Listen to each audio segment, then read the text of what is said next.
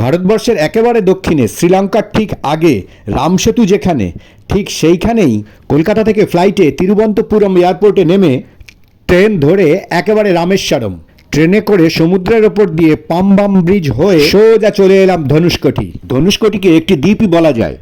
ধনুষ্কটিতে আসতে হলে যে একমাত্র রাস্তাটি, তার দুপাশে, এক পাশে রয়েছে আরব সাগর, অন্য পাশে রয়েছে প্রশান্ত মহাসাগর, আর একদম শেষে বে অফ বেঙ্গল। এই তিনটে সাগরের জল একসাথে মিশেছে। ভাগ্য ভালো থাকলে তিনটে সাগরের রঙই এখানে আসলে দেখতে পাবেন। এই শহরটিতে অ্যাবান্ডান্ট রেল স্টেশন থেকে শুরু করে পোস্ট অফিস সবই রয়েছে।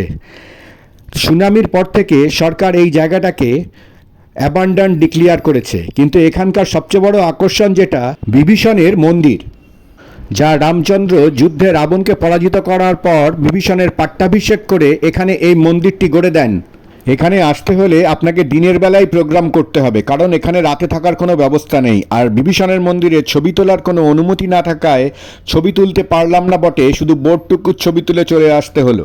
তিনটি সাগরের ত্রিবেণী সঙ্গমও বলতে পারেন এই জায়গাটিকে। আসার রাস্তাটি অসাধারণ, রাস্তার দুপাশে দুই সমুদ্র, শেষে বঙ্গোপসাগর। তাহলে বিভীষণ আমাদেরই মাঝে রয়েছেন, মন্দিরও রয়েছে আমাদেরই মাঝে।